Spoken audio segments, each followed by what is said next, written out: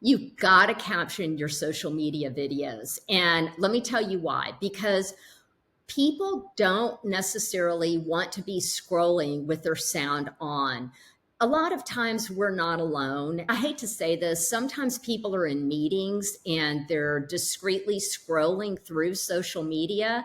They're not going to have their sound on because they don't want to get busted. They also will be scrolling and they don't want to have their sound on because they have somebody else in the room with them. They don't want to disturb the other person, or they just don't want to have the sound on. When you have captions on your videos, they can discreetly read, or even if the sound is on, they can read along because people learn from all different ways. They learn through touch, sight, sound, and you want to hit on all those mechanisms of learning.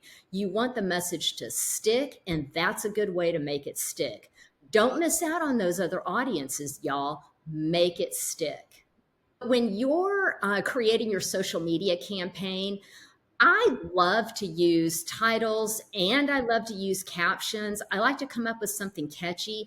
I also like to test my titles. I have a headline analyzer that I use. And if I'm not feeling 100% confident of my headline, I've gotten pretty good at headlines, but I'll run it through a headline analyzer and I want to get a pretty high score on it. I'll keep playing around with it until I get the right score.